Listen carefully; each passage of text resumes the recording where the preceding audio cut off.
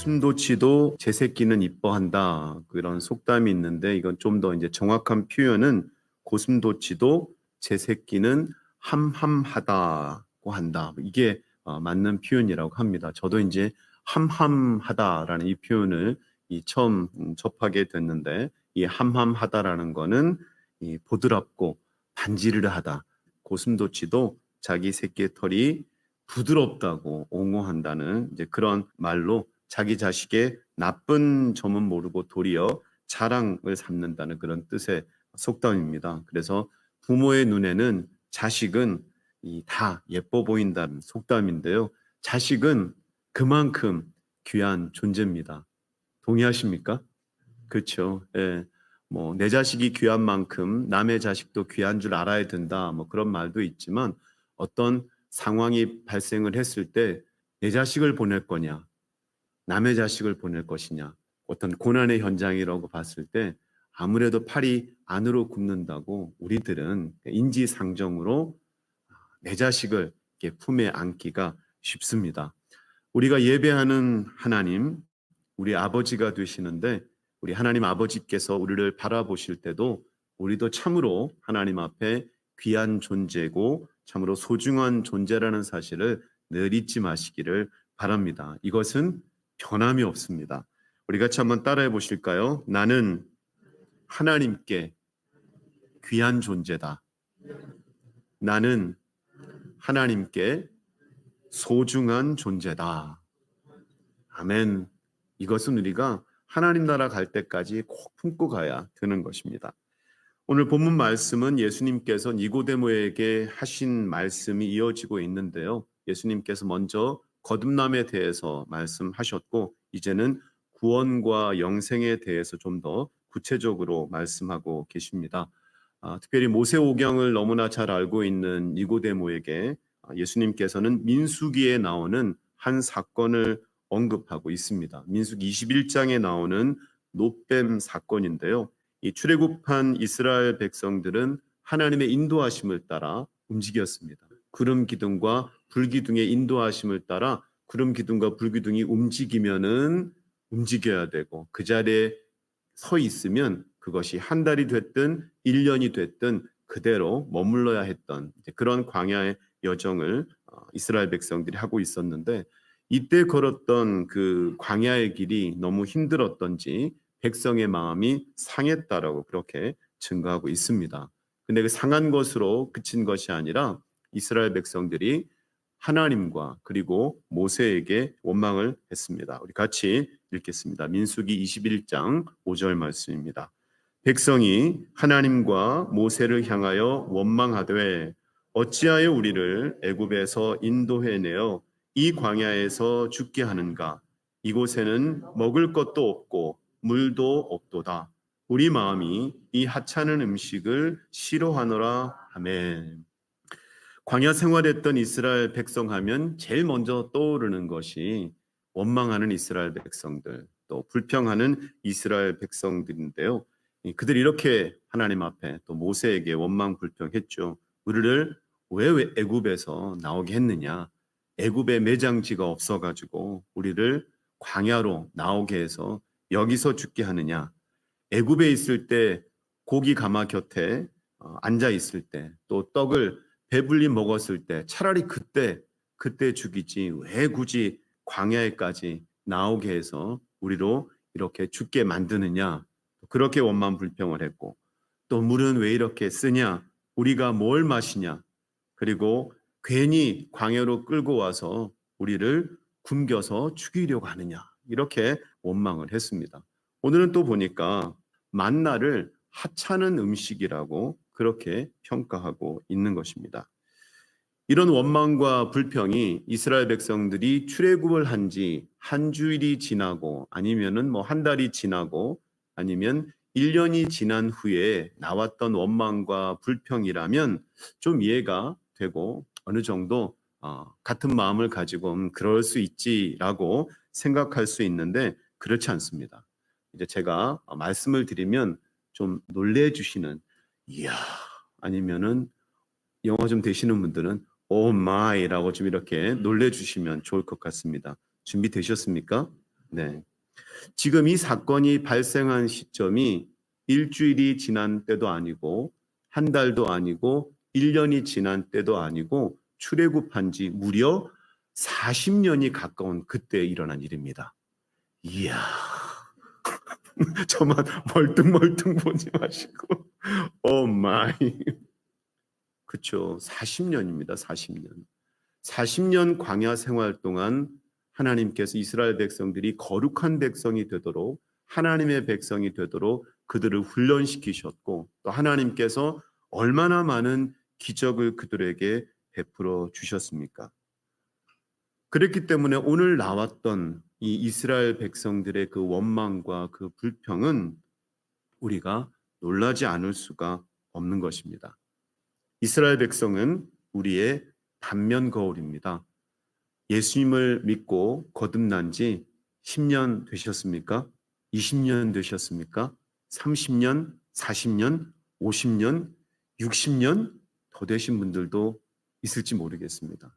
자, 그렇다면 우리의 신앙의 연수가 긴 만큼 우리의 성숙도도 더 높아져야 된다고 저는 믿습니다. 아멘. 연수를 자랑할 것이 아니라 우리의 직분을 자랑할 것이 아니라 하나님 앞에서 내가 얼마나 하나님의 사람으로 다듬어졌는지 얼마나 예수님을 닮아가는지 우리가 그것을 잘 살펴봐야 될 줄로 믿습니다. 제가 여러분에게 또 한 가지 요청을 드릴 것이 있습니다. 여러분의 주변을 좀 둘러보시죠. 밑에 바닥도 좀 보시고 뭘 좀 한번 찾아보십시오. 예, 뭐 좀 찾아보셨습니까? 예. 저를 한번 따라해 보실까요? 목사님, 우리 교회는 원망과 불평이 없네요. 예, 예, 찾아보니까 원망과 불평이 없었습니다. 예, 아멘. 그래서 우리 교회는 감사가 충만한 그런 교회가 되기를 축복합니다. 그래서 이 찬양 같이 불렀으면 좋겠어요. 아주 심플한 찬양인데 감사 감사 아침에도 감사 한낮에도 감사 감사 감사 저녁에도 감사 은혜 은혜 은혜 아침에도 은혜 한낮에도 은혜 은혜 은혜 저녁에도 은혜. 아멘. 우리는 이스라엘 백성들과 다르게 원망과 불평이 아닌 감사와 은혜로 우리의 삶을 채울 수 있기를 예수 그리스도 이름으로 부탁합니다. 이렇게 원망하던 이스라엘 백성들을 향해서 하나님께서 불뱀을 보내셨습니다. 그래서 그 불뱀에 물린 사람들은 죽게 되었는데 이제 이 광경을 보고 있던 이스라엘 백성들이 자신들이 원망했음을 하나님 인정하고 주님 앞에 긍휼을 구합니다. 그래서 모세에게 하나님께 기도해서 이 뱀들을 좀 자기에게서 떨어져 나가기를 그렇게 구하게 됩니다.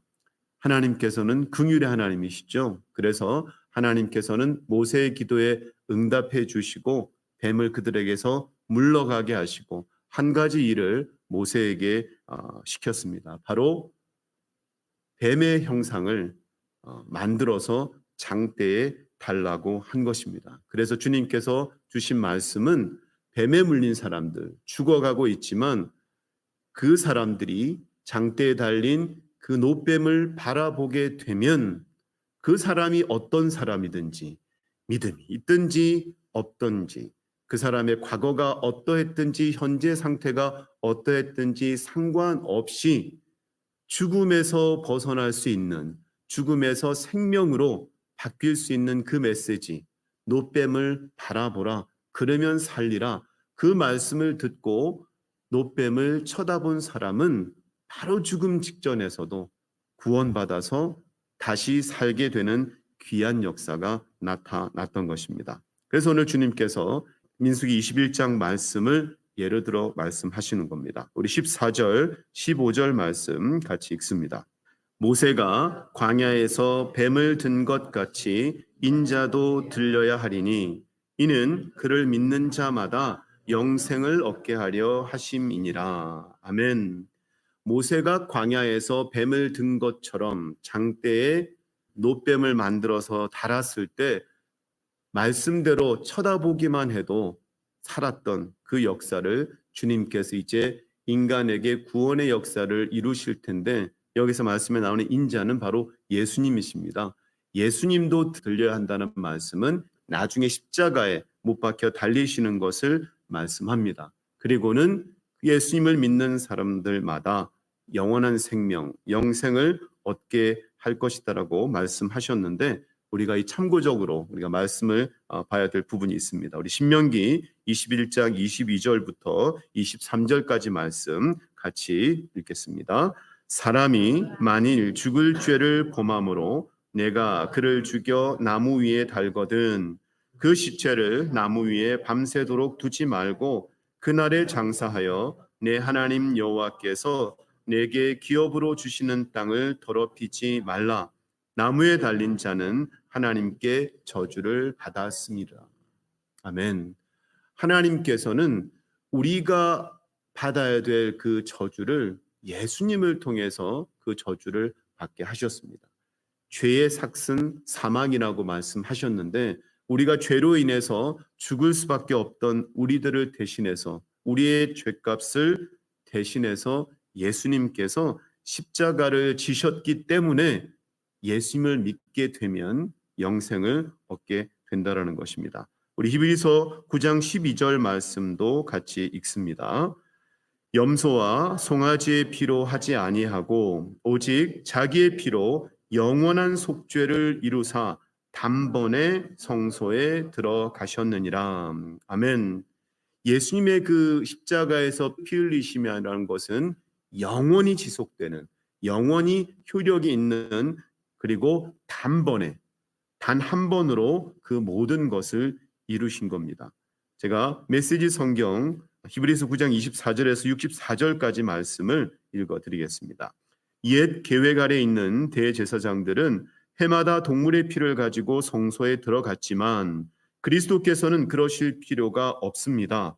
만일 해마다 성소에 들어가셔야 했다면 그분은 역사가 진행되는 내내 되풀이해서 자기 몸을 들이셔야 했을 것입니다. 그러나 그분은 영단번에 자기 몸을 희생제물로 드리셨습니다. 다른 모든 희생제물을 대신해서 자기 몸을 드리심으로 죄에 대한 최종 해결책을 내어놓으신 것입니다. 아멘. 영단번이라고 나오죠. 영어에서 번역을 했을 때는 once for all입니다.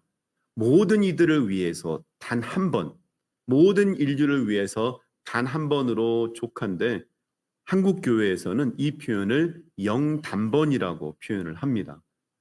영원히 지속되어지는. 그래서 우리가 예수 믿고 난 다음에 범죄해도 예수님께서 십자가에 다시 못 박히시거나 아니면 우리가 그 죄값을 위해서 죽어야 되는 일이 없는 것이, 바로 예수님의 그 십자가의 대속의 그 역사는 영원한, 영원히 유효한, 그래서 우리의 과거와 우리의 현재와 우리의 미래의 모든 죄의 문제를 해결하셨다는 겁니다. 그것도 몇 번에요? 단 한 번에. 그래서 영단번입니다. 한번 따라해 보실까요? 영단번. 영어로도 한번 하시죠. Once for all. 단 한 번으로 모든 인류에게 그 대속의 은혜가, 그 영향력이 미쳐진다라는 것입니다. 그러니까 주님께서 인류를 위해서 2000년 전에 이미 모든 것을 다 해 놓으셨습니다.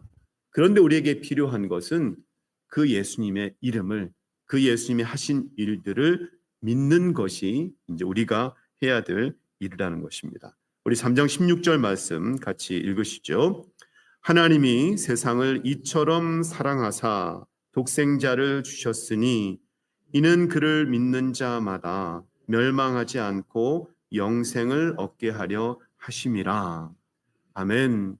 하나님이 세상을 이처럼 사랑하사, 이것을 풀어서 말씀을 드리면, 하나님께서 얼마나 이 세상을 사랑하시는지 아십니까?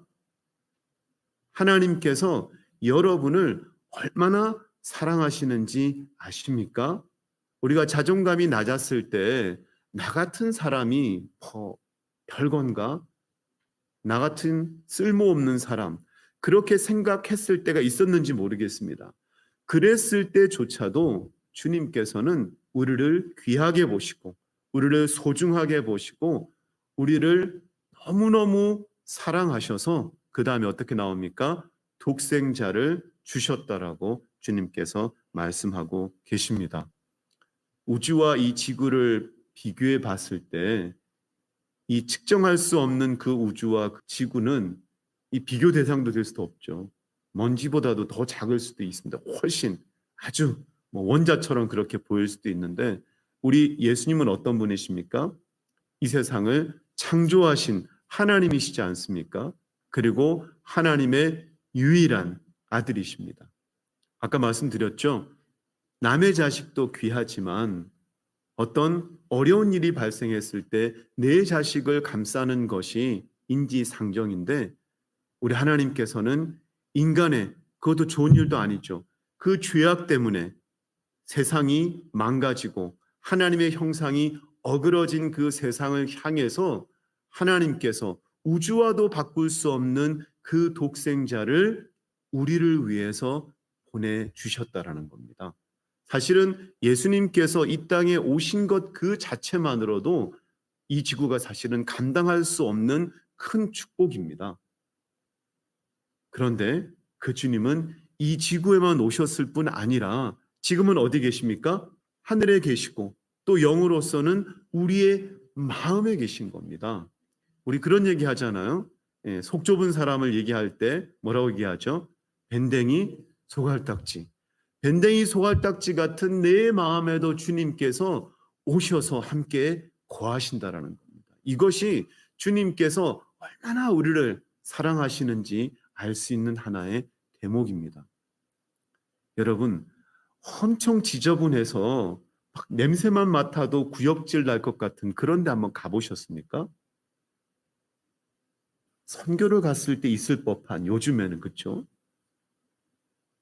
그런데 예수님께서 이 땅에 오셨을 때는 어떤 목사님이 그렇게 얘기를 하시더라고요. 이 죄악의 냄새가 엄청나게 진동을 했을 텐데 예수님께서는 어떻게 이 세상에 계셨을까? 그 사람의 그 더러운 그 악한 그 마음들이 다 보였을 텐데 예수님께서는 그것을 어떻게 참으시고 이 땅에 계셨을까? 우리를 구원하시기 위해서 예수님께서는 이 땅에 오셨고 오신 것뿐만 아니라 우리를 위해서 완전한 삶을 사시고 우리를 구원하시기 위해서 십자가에 못 박혀 죽으셨다라는 거죠. 우리가 뭔가 대단한 일을 성취해서 주님께서 우리에게 상으로 주신 것이 아니라 로마서 5장 8절 말씀에 보면 우리가 아직 죄인 되었을 때 그리스도께서 우리를 위하여 죽으심으로 하나님께서 우리에 대한 자기의 사랑을 확증하셨다라고 했습니다. 우리는 구원받을 만한 자격이 전혀 없을 그때에 주님께서는 우리를 너무 귀하게 보시고 우리를 너무 소중히 여기셔서 독생자 예수 그리스도를 보내셨을 뿐만 아니라 우리가 그런 것을 받을 만한 자격이 안 되는 순간에도 불구하고 먼저 주님께서 우리를 위해서 십자가를 담당하셨다라는 것입니다.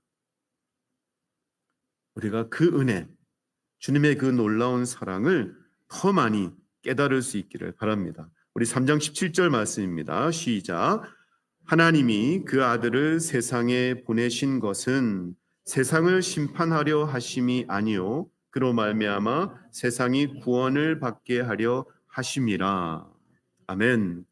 제가 이 부분을 메시지 성경으로 읽어드리겠습니다. God didn't go to all the troubles of sending his son merely to point an accusing finger telling the world how bad it was. He came to help to put the world right again. 하나님께서 세상이 얼마나 나쁜지 지적하고 비난하고 그렇게 하기 위해서 예수님을 이 땅에 보내신 것이 아니라 우리를 돕기 위해서, 우리를 바르게 살 수 있도록 하시기 위해서 주님께서 이 땅에 오셨다라는 겁니다. 우리가 살다 보면 참 다양한 사람들을 만나게 되는데 나름대로 권면을 한다고 권면을 했는데 그걸 잔소리로 받아들이는 사람이 간혹 있습니다. 여러분은 그런 부류에 속하지 않으시지요? 아멘. 저는 주장하는 것이 잔소리를 하더라도 그것을 따뜻한 권면으로 들을 수 있는 그런 좀 마음의 여유가 있고 그런 좀 넉넉한 사람이 되기를 저도 노력하고 기도하고 있습니다. 제가 그렇게 한다면 여러분 어떻게 될까요?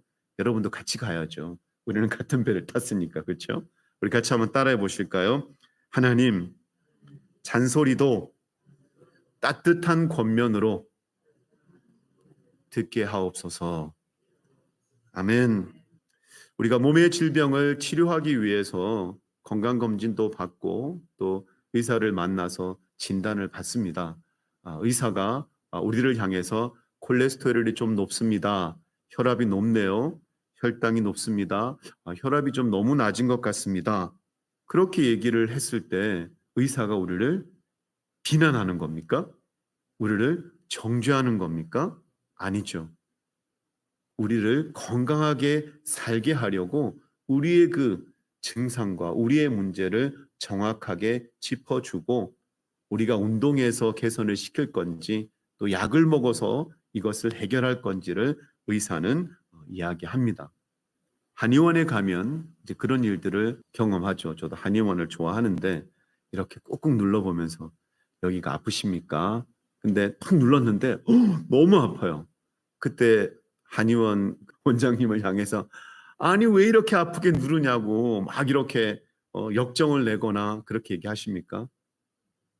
내가 거기가 아팠는데 제대로 짚어줘서 너무 고마운 거죠. 저는 하나님의 말씀도 동일하다고 저는 봅니다. 우리가 하나님의 말씀을 들을 때 불편할 때가 있어요. 뭔가 싫을 때도 있어요. 뭔가 나를 막 옥죄오는 것 같은 그런 게 있어요. 근데 그것은 하나님께서 그것을 통해서 진정한 자유함을 주시려고 들을 때는 불편한 것 같지만 그것을 은혜로 말씀으로 성령의 도움을 통해서 극복해서 주님께서 진정한 자유를 얻게 해 주시려고 육적인 그런 건강함도 필요하지만 영혼의 건강함은 더 중요합니다. 그것을 주시기 위해서 때로는 우리 마음에 뭔가 찔림도 있고 때로는 불편하고 때로는 그 소리가 듣기 싫어서 교회 설교를 듣기 싫을 때도 있습니다. 그러나 어떻습니까? 우리가 마음을 열고 마치 한의사가 우리의 그 아픈 통증을 딱 눌렀을 때 아프지만 그 아픈 것을 통해서 풀어주고 그것을 치료했을 때 우리가 거기서 자유로워지는 것처럼 주님께서 우리에게 필요한 그 말씀들을 주셔서 우리로 하여금 거기에서 자유함을 얻고 또 주님께서 원하시는 진정한 하나님의 자녀로 살아가게 하신다라는 사실을 믿으시기를 바랍니다. 우리가 예수님을 믿고 거듭난 이후에 영생은 시작됐다라고 말씀드렸습니다. 이 영생은 우리 주님께서 천국에서만 케어하시는 것이 아니라 이 땅의 삶에서도 케어하시는 겁니다. 우리로 하여금 베스트의 삶을 살아갈 수 있도록 주님께서 도우신다라는 거죠. 그래서 때로는 말씀을 통해서 우리로 하여금 불편함도 느끼게 하고 마음의 찔림도 받게 하기도 하고 부담감도 갖게 하시는데 결국에는 우리로 하여금 풍성한 삶으로 살아갈 수 있도록 주님께서 처방하신다는 사실을 여러분 기억하시기를 바랍니다. 주님께서 우리를 너무너무 사랑하시는데 독생자 예수 그리스도를 주셔서 우리를 모든 죄의 문제에서 자유함을 얻고 영생을 주셨습니다. 또 주님께서 우리를 이처럼 사랑하셔서 우리를 홀로 두지 아니하시고 성령을 우리 가운데 허락해 주셔서 영생을 삶을 온전하게 살아갈 수 있도록 우리들을 응원하시고 우리들을 이끌어 주신다라는 사실을 여러분 믿으시기를 바랍니다. 저는 잠언 8장 17절 말씀을 참 좋아합니다. 나를 사랑하는 자들이 나의 사랑을 입으며 나를 간절히 찾는 자가 나를 만날 것이니라. 아멘. 제가 처음에 이 말씀을 접했을 때는 하나님의 사랑을 입기 위해서는 내가 하나님을 사랑해야 되는구나. 내가 하나님을 사랑하지 않으면 하나님이 나를 사랑하시지 않는구나. 그렇게 제가 생각을 했었습니다. 근데 제가 은혜를 받고 또 말씀을 읽고 또 연구하는 가운데 하나님께서 그런 깨달음을 주시더라고요. 참 여러분 앞에 참 부끄러운 고백인데, 저희 부모님이 참 좋으신 부모님이라고 말씀드렸잖아요. 근데 제가 은혜 받기 전에는 잘 몰랐습니다. 저는 왜 나를 이렇게 눈에 장애도 갖게 태어나게 하시고, 또 좀 부잣집 아들로 태어나면 좋았을 텐데 이 가난한 시골 총구석에 태어나가지고 이렇게 내가 살아야 되나. 그러면서 이제 전폭적으로 저를 많이 지원을 해주셨는데 그것을 너무 당연하게 제가 받아들였어요. 진짜 철이 없었죠. 근데 은혜 받고 제가 철이 좀 들게 되니까 아버지가 돌아가시고 난 다음에 그 아버지의 사랑을 조금씩 조금씩 깨닫게 되더라고요. 그러니까 돌아가신 아버지지만 이제 천국에서 만나는 그 소망이 있어서 너무 감사했고, 그 아버지를 사랑하는 마음으로 더 믿음의 길을 더 신실하게 걷고자 또 애를 썼고, 또 살아계신 또 엄마에게도 더 효도하려고 더 따뜻하게 엄마랑 서로 또 사랑하고 또 섬기고 그런 삶을 제가 살기를 원했는데요. 그러고 보니까 우리 부모님이 저를 너무나 사랑하셨는데 제가 그거를 깨닫지를 못하고 있으니까 부모님의 그 사랑을 제가 너무나 몰랐더라고요. 근데 은혜 받고 부모님의 사랑을 깨닫게 되니까 그 옛날에 우리 부모님께서 나를 얼마나 사랑하셨나, 그게 깨달아지면서 이미 지나간 과거임에도 불구하고 그 부모님의 이전에 사랑하셨던 그 사랑의 힘이 저에게 굉장한 그 힘으로 다가오는 것입니다. 마찬가지로 우리가 하나님을 향해서 우리의 마음이 열려져서 하나님을 사랑하면 그때 하나님께서 우리에게 사랑을 옷 입듯이 입혀주시는 것이 아니라 하나님의 사랑은 변함이 없습니다. 우리에게 독생자를 허락해 주셨고 우리에게 성령을 주셨고 우리가 예수님을 믿지 않고 거듭나지 못했던 그 이전의 순간에도 하나님께서 거듭나게 하시려고 거듭 순간순간 우리의 삶에 간섭하시고 이끌어 주셔서 결국에는 예수님 믿고 영접해서 하나님의 자녀로 풍성한 삶을 살 수 있도록 인도해 주셨다라는 것을 여러분도 깨달으시기를 바랍니다. 그래서 우리가 하나님을 사랑해야 되는 이유는 뭐냐면 하나님께서 우리에게 표현할 수 없는 그 어마무시한 사랑을 우리 가운데 부어지고 있음을 알기 위해서는 우리가 그 사랑을 주님 앞에 드려야 된다는 것입니다. 이런 찬송이 있죠. 구주의 넓은 사랑을 어찌 다 말하랴. 그 사랑 받은 사람만 그 사랑 알도다. 그 사랑 어디 그 사람만 받았겠습니까? 하나님을 향해서 마음을 열고 주님을 사랑하니까 하나님의 그 놀라운 사랑, 그 넓은 사랑이 깨달아지더라는 거죠. 여러분 이 찬양할 때 감동을 가지고 찬양하실 수 있습니까?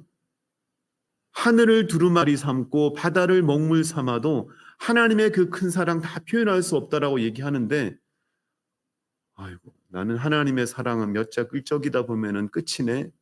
그건 왜 그럴까요? 하나님의 여러분의 삶에 미쳐진 사랑이 그것밖에 안 돼서가 아니라 여러분이 몰라서 그래요. 여러분 하나님을 사랑하시기를 바랍니다. 그러면 우리 삶의 구석구석 펼쳐졌던 그 놀라운 하나님의 사랑이 우리 가운데 있었다라는 것을 알게 될 것이고, 그렇다면 우리 앞으로의 삶은 어떻게 될까요? 그 하나님의 놀라운 형용할 수 없는 그 하나님의 놀라운 사랑이 함께하기 때문에 우리가 아플 수도 있죠. 일이 잘 안 풀릴 수도 있죠. 고난 가운데 어려움 가운데 있을 수도 있죠.